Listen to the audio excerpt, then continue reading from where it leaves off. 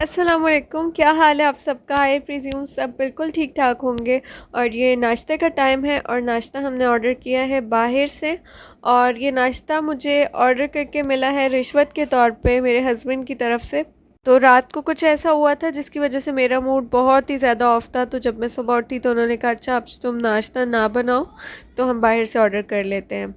तो ये रुतब ब्रेड है जो इस टाइम पे मैं तोड़ रही हूँ, और ये हमारे पाकिस्तानी पराठों के टाइप की चीज़ है। और वैसे तो ये अरबिक ब्रेड है लेकिन हम रिलेट कर सकते हैं अपने खाने से। और साथ में ऑर्डर की हमने ग्रिल्ड चिकन। ये ग्रिल्ड चिकन बिल्कुल हमारे जो चिकन टिक्का है उसकी तरह होती है, और इसकी मैरिनेशन भी तकरीबन सेम ही है। और ये कोयलों पे ग्रिल की जाती है। और ये जो ब्रेड है इसका नाम रुतब ब्रेड है। इसके अंदर आई थिंक घी भी यूज़ होता है, लेकिन इंग्लिश में इसकी जो ट्रांसलेशन करते हैं वो कहते हैं कि ये वेट ब्रेड है। तो ये खाना हमें काफ़ी ज़्यादा पसंद है, क्योंकि जो हम मले खाना ऑर्डर करते हैं वो हमसे बिल्कुल खाया नहीं जाता। लेकिन ये जो अरब रेस्टोरेंट का या ये जो यमनीज़ रेस्टोरेंट का खाना होता है, इसका टेस्ट जो है हमारे टेस्ट के हिसाब से काफ़ी ज़्यादा मैच हो जाता है। और मुझे नाश्ते में इनकी ये ब्रेड खा के बहुत मज़ा आया था। वैसे पर्सनली मुझे जो चिकन जिस चीज़ में चिकन लिपटी हुई होती है वो वाली ब्रेड बहुत ज़्यादा पसंद है। और ये जब हम रेस्टोरेंट पे ब्रेड ऑर्डर करते हैं तो ये एक प्याले में होती है, लेकिन यहाँ पे ये फॉइल में है। और इसका मतलब कोई सिरा नहीं मिल रहा, बस लच्छे लच्छे से इकट्ठे हैं। तो मुझे समझ नहीं आ रहा था कि मैं इसे कहाँ से तोड़ूँ। पर खैर हमें टेस्ट से मतलब था, और टेस्ट इसका बहुत ही अच्छा था। और इसके बाद हमने इंजॉय किया था केक, और ये इंतहाई आसान और इंतहाई मज़ेदार केक था। और इसकी रेसिपी भी मैंने आपके साथ कल के व्लॉग में शेयर की थी। तो ये पूरा केक जो है वो हमने तकरीबन 2 दिन में फ़िनिश कर लिया था, और हमें बहुत ही मज़े का लगा था। अच्छा, नाश्ते के बाद बच्चे अपने खेल में मगन हैं, और ईद पे जो इनको डो गिफ्ट में मिला था उनसे इन्होंने बहुत सारी चीज़ें बनाई हैं। और मैंने आपसे कहा था कि मैं आपसे शेयर करूँगी कि बच्चों ने इनसे क्या क्या बनाया। और बच्चे भी बहुत खुश थे कि हमारी वीडियो बनेगी, मम्मा हमारी वीडियो बना के दिखाएं। उनको अप्रिसिएशन मिलती है तो उनको बहुत अच्छा लगता है। तो यहाँ पे खुशी खुशी दिखा रहे हैं कि उन्होंने क्या बनाया है। Honeybee, and this is queen bee, queen butterfly. There's corn,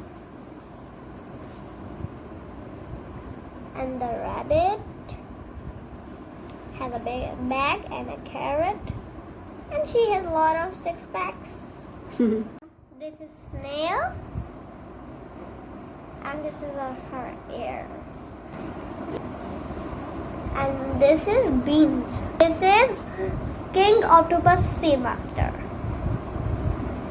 And my favorite thing, seahorse unicorn frame. And we can hang it. Okay, Ninu can my friend. Then Ninu can go. Okay. हाँ. तो खैर इत्तेफाक से यहाँ पे एक photocopy की shop खुली है। हमारे नीचे वाले फ्लोर पे जो है तकरीबन सारी शॉप्स ही प्रिंटिंग और फ़ोटोकॉपी की है। और एक शॉप जो है वो कन्वीनियंस स्टोर भी है, जिसका मैंने आप लोगों को बताया था कि वो बंद हो गया है क्योंकि उनके एक एम्प्लॉय को जो है कोविड डायग्नोज हो गया था। अब इस शॉप्स पे भी इतने ज़्यादा एसओपीज़ फॉलो हो रहे हैं कि यहाँ पे एक बंदे से ज़्यादा अलाउ नहीं है। और डॉक्यूमेंट्स ये लोग प्रेफर करते हैं कि आप इनको पहले से मेल कर दें, ताकि ये लोग बस प्रिंट करके तो आपको ख़ुद से पकड़ा दें। तो खैर शुक्र है ये काम हुआ। अब घर जाके जल्दी से खाना बनाते हैं। तो यहाँ पे मैंने 3 से 4 गाजरें फ्राइज़ की तरह या जूलियन कह लें काट के तो फ्राई करनी है। और ये रेसिपी मैंने ली है अपनी अफ़गानी फ्रेंड से, और ये बिल्कुल ऑथेंटिक है। और अगर आप इसको खाएंगे तो आपको बिल्कुल इसका फ्लेवर ओरिजिनल अफ़गानी फ्लेवर आएगा, क्योंकि इसमें कोई लहसुन अदरक भी यूज़ नहीं हो रहा, कोई गरम मसाला भी यूज़ नहीं हो रहा। और मेरे हिसाब से जो रेसिपी जैसी हो उसे वैसे ही बनाना चाहिए, अपने हिसाब से, अपने कल्चर, अपनी कंट्री के हिसाब से उसे मॉडिफाई नहीं करना चाहिए, वरना हम कभी भी कॉन्टिनेंटल कुजीन्स का मज़ा नहीं ले सकते। कुछ लोग गाजरों में शुगर भी ऐड करते हैं, तो मैंने भी यहाँ पे थोड़ी सी शुगर ऐड कर दी है। इसका हल्का हल्का सा स्वीट फ्लेवर काबुली पुलाव में बहुत ही मज़े का लगता है। खैर गाजर मेरी हो गई तो मैंने वो निकाल ली है, और साथ में मैंने ऐड कर दिए हैं किशमिश, और किशमिश मैंने थोड़े से भिगो के रख दिए थे, और जब वो फूल गए तो वो भी मैंने निकाल दिए हैं और साइड पे रख लिए हैं। और जो ऑयल बच गया था उसमें मैं प्याज फ्राई कर रही हूँ, और प्याज बस हल्के से सॉफ्ट हो जाए तो उसमें हमने डालना है गोश्त, और बहुत ही ज़्यादा अच्छे तरीके से भूनना है, बिल्कुल अच्छी मेहनत वाली भुनाई। और उसके बाद उसमें 1 टीस्पून मैंने डाल दिया है ज़ीरे का। तो ये देखें मैंने इसको कितना ज़बरदस्त भूना है, कितना अच्छा से भूना है। इसको भी हमने डार्क ब्राउन नहीं किया था, बस हल्का सा सॉफ्ट किया था, और वो मटन के साथ भून के बहुत ही अच्छे से हो गए। हमने इसमें पानी डाल के लगाना है प्रेशर जब तक ये गल जाए। बस इसमें हम पानी डाल के प्रेशर लगा रहे हैं, और जब तक ये गलता है हम बनाते हैं गुलाब जामुन। और गुलाब जामुन के लिए हमें सबसे पहले बनाना है शीरा। तो इसके लिए मैंने 2 कप शुगर ले ली और 2 कप ही वाटर ले लिया। इसको हम तब तक बॉईल करेंगे तब जब तक कि इसके दाने ना घुल जाएं। बस ये गुलाब जामुन का सिंपल सा शीरा होता है, और इसको जब तक हमने रखा है तब तक हम बनाते हैं डो गुलाब जामुन का। यहाँ पे हमने लिया है पौना कप यानी कि 3/4 कप पाउडर मिल्क, और उसके अंदर हम डालेंगे 2 खाने के चम्मच देसी घी और आधा कप मैदा, और साथ में हाफ़ टी स्पून हम लेंगे बेकिंग पाउडर, और इस सबको अच्छे से हम क्रम्बल कर लेंगे। और ये आपने ध्यान रखना है कि बेकिंग पाउडर, मैदा और घी को बहुत अच्छे से मिलाना है, और उसके बाद बस घी डाल के टुगेदर कर लेना है, और बहुत ही सॉफ्ट सा ये मिक्सचर बना के तो कुछ देर के लिए रख लेना है। अच्छा ध्यान रहे कि आपने गूंदना नहीं है, मैक्सिमम इसमें हाफ़ कप या इससे थोड़ा सा ज़्यादा दूध जाएगा। और अगर आपने ये डो यहाँ पे हार्ड रख लिया तो फिर आपके गुलाब जामुन क्रैक होंगे। तो ये सॉफ्ट सा डो बनाना है और दबा दबा के इसके गुलाब जामुन बनाने। तो मैं टिप्स एंड ट्रिक्स इसके ज़्यादा कवर कर रही हूँ क्योंकि गुलाब जामुन थोड़े से ट्रिकी होते हैं ताकि किसी के ख़राब ना हो। तो खैर डो को हम यहाँ पे रेस्ट दे रहे हैं, और यहाँ पे शीरा हमारा रेडी हो गया है, और बस हम इसे बंद कर देंगे और गुलाब जामुन हम फ्राई करके तो अब शीरे में डालेंगे। और मैंने यहाँ पे 2 लेमन्स डाल दिए हैं ताकि ये क्रिस्टलाइज़ ना हो। और चूल्हे की आंच यहाँ पे बहुत ही हल्की होनी चाहिए गुलाब जामुन बनाने के लिए, अदरवाइज़ क्या होगा कि ऊपर से गुलाब जामुन जल जाएंगे और अंदर से पकेंगे नहीं और गुठली भी बन जाएगी। तो मैं एक छोटा सा टुकड़ा डाल के देख रही हूँ डो में से। अगर तो ये तेज़ी से ऊपर आएगा तो इसका मतलब ये है कि हमारा ऑयल बहुत तेज़ गर्म है। तो इस तरह की सिचुएशन में आपने ऑयल को थोड़ा ठंडा कर लेना है और फिर से डालना है। मेरा ऑयल गरम नहीं था और थोड़ी देर मैंने हाई फ्लेम पे इसे गरम कर लिया, और अब मैंने दोबारा डाल के देखा तो देखें उसके बबल्स बनना स्टार्ट हो गए। तो इसका मतलब हमारा ऑयल रेडी है। तो अब हम बॉल्स बना के डालना स्टार्ट करेंगे। अच्छा, तो अब मैं उस बात की तरफ आती हूँ जिसकी वजह से मेरा मूड बहुत ख़राब था और मैं बहुत ज़्यादा अपसेट हो गई थी कि ये क्या हुआ है। तो अब मैं उस बात पे आती हूँ कि रात को क्या हुआ था जिसकी वजह से मेरा मूड बहुत ज़्यादा ख़राब था। हुआ कुछ यूँ कि रात को मैंने लगाई मशीन, और एज़ यूजुअल जैसे कि मैं हमेशा ही करती हूँ, मैंने मशीन का पाइप कर दिया वॉशरूम में। और हमारे पास जो मशीन है वो ऑटोमेटिक है, तो उसमें हमें पानी बार बार डालना नहीं पड़ता और कुछ ख़ास उसके साथ करना नहीं पड़ता। बस हम कपड़े डाल के उसको प्रोग्राम कर देते हैं और कपड़े खुद ब खुद धुल जाते हैं। तो आई गेस कि जिनके पास ये मशीन है वो सब रिलेट कर पाते होंगे। तो जब मशीन का अलार्म बजा तो मैं गई, मैंने कहा चलो कपड़ों को फैला देती हूँ। तो मैं ये देखकर ही हैरान रह गई कि मशीन का पाइप किसी ने लाउंज में कर दिया।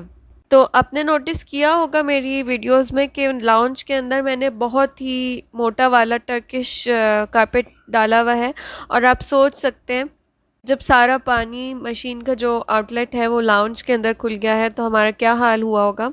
तो हम वैसे भी अपार्टमेंट्स में रहते हैं, हमारे पास यहाँ पे लॉन्स वगैरह नहीं है जहाँ पे हम कारपेट को ड्राई कर लें। उस वक्त जो मशीन से पानी सारा घर में आता हुआ देख के जो मेरी हालत हो रही थी तो बिल्कुल भी वर्ड्स में ना एक्सप्लेन नहीं की जा सकती। और फिर दूसरी बात ये है कि यहाँ पे एनवायरनमेंट इतना ज़्यादा ह्यूमिड है ना कि चीज़ें आराम से सूखती नहीं हैं मोस्ट ऑफ़ द टाइम। कि अगर कारपेट ज़्यादा गीला हो जाए तो हमें फिर प्रोफेशनल हेल्प ही लेनी पड़ती है उनको ड्राई करने के लिए, जो कि बहुत एक्सपेंसिव है। लॉकडाउन की वजह से तो हमने वैसे भी अपने आप को आइसोलेट किया हुआ और कोशिश है कि घरों के अंदर रहें, बिल्कुल ना निकले। खैर मेरी आवाज़ सुन के बच्चे भी भाग भाग के आए और इन्होंने कारपेट को एक साइड से दोनों ने मिल के उठा के ऊपर करने की कोशिश की, साथ हस्बैंड भी आ गए और मैंने जल्दी जल्दी वाइपर्स मारे और उस टाइम पे लग रहा था कि बस मेरी कमर जो है ना वो ख़त्म हो गई है, क्योंकि जिस तरह से वो तेज़ी से पानी आ रहा था और जिस तरह से मैं उसको तेज़ी से वापस कर रही थी, तो बस लेकिन शुक्र है अल्लाह का कि जल्दी जल्दी करके किसी ना किसी तरह हो गया। खैर बाद में उस टाइम पे हस्बैंड को इतना अंदाज़ा नहीं हुआ, बाद में हस्बैंड भी आके लग गए और स्टोर वगैरह में भी पानी चला गया था तो वो भी उन्होंने निकाला और जिन जिन चीज़ों पे था उनको हमने ड्रायर से ड्राई किया। इस तरह के कुछ वाक़यात होते हैं जो कि आपका मूड बहुत ज़्यादा ऑफ़ कर देते हैं। एक तो लॉकडाउन में वैसे भी घर के अंदर बैठ के बंदा इतना तंग हुआ हुआ होता है, ऊपर से जो आप काम कर रहे होते हैं वो ही उल्टा आपके लिए डबल हो जाते हैं, तो बहुत ज़्यादा गुस्सा आता है। और फिर मैं अब्दुल्ला से और ज़ारा से और अपने हस्बैंड से कह रही थी कि आप लोगों ने ये पाइप कमरे में किया है, और मेरे हस्बैंड कह रहे थे कि नहीं ये पाइप तुमने ही लाउंज की तरफ छोड़ दिया और तुमसे गलती से रह गया। तो मैं उनसे यही कह रही थी कि नहीं यार, मैं पहला राउंड जो मशीन का गया है जिससे कि वॉश हो रहा था, तो वो वाला राउंड जो है वो वॉशरूम में गया। ये सेकंड राउंड जो है ना, ये जो है वो सारा लाउंज में आया, तो इसका मतलब कि किसी ने बाद में इस तरह किया है। तो खैर किसी ने भी कबूल करके नहीं दिया कि भाई ये हमने किया है, और किसी ने भी इस बात की ज़िम्मेदारी कबूल नहीं की। और फिर मेरे हस्बैंड ने कहा कि छोड़ो, अब जिसने भी किया है गलती से किसी से भी हो सकती है, और बच्चों का घर है तो बच्चों को तो समझ भी नहीं आती, छोटे छोटे बच्चे हैं तो। लेकिन शायद मैं ज़्यादा ओवर रिएक्ट कर गई थी, और इस बात का हमें ख्याल रखना चाहिए कि हमारी छोटी सी किसी गलती से जो है वो काम कितना ज़्यादा बढ़ जाता है। तो खैर हल्की आंच पे हमने गुलाब जामुन फ्राई करके शीरे में डाल दिए हैं, और यहाँ पे मेरी यखनी तैयार हो गई थी काबली पुलाव की, तो मैंने भीगे हुए चावल इसमें डाल दिए थे और इनको मैं अच्छी तरह से पका लूँगी। वही जिस तरह हम नॉर्मल चावल पकाते हैं उतना ही पानी ऐड करना है, और ऊपर से जब ये बिल्कुल पक जाएंगे, रेडी हो जाएंगे, तो ऊपर से हम इसके अंदर गाजर और किशमिश दम पे लगा देंगे। तो यहाँ पे देखिए पानी नियरली ड्राई हो गया है, और अब हम इसके ऊपर डाल देंगे गाजर और किशमिश जो कि हमने फ्राई करके रखी थी। तो इस तरह से गाजर और किशमिश ऐड करके हम इसे रख देंगे दम पे, और उसके बाद हमारा पुलाव ज़बरदस्त सा रेडी है, ऑथेंटिक काबली पुलाव। तो फिर ट्राई करके बताएं मानते हैं या नहीं मानते कि मेरी रेसिपीज़ सिंपल भी होती हैं और ऑथेंटिक भी होती हैं। कुछ लोग ये गाजर और किशमिश ऊपर निकाल लेते हैं और फिर हर ट्रे के ऊपर डालते हैं, पर मैं इसको अच्छी तरह से मिक्स कर देती हूँ ताकि हर बाइट वगैरह में ये बराबर आए। और बस अब इसे हमने डिश आउट करना है। साथ ही मेरे पास थोड़ा सा लेफ़्ट ओवर केक पड़ा था, तो मैंने सोचा कि ट्राइफल बना लेते हैं, तो उसके लिए मैंने केक के पीसेस कर लिए और उसके ऊपर से मैंने ऐड कर दिया फ्रूट कॉकटेल, और साथ में कस्टर्ड बना के ऊपर से डाल दिया। और कस्टर्ड को याद रखें कि थोड़ा सा ठंडा कर लिया करें ताकि उसका पानी ना निकल आए। तो वीडियो बहुत ही लंबी हो रही है तो मैं इस ट्राइफल की पूरी रेसिपी आपके साथ शेयर नहीं करूँगी।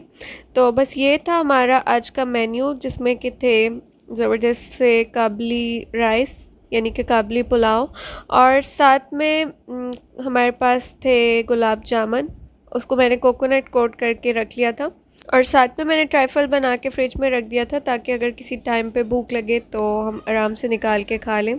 और चैनल को सब्सक्राइब कर लीजिए ताकि मेरी वीडियोस आप तक पहुंचती रहें, और वीडियो में कुछ भी अच्छा लगा हो तो लाइक कर लीजिएगा। मैं फिर आऊँगी किसी अच्छे से व्लॉग के साथ, किसी अच्छी सी रेसिपी के साथ। तब तक के लिए अल्लाह हाफिज़।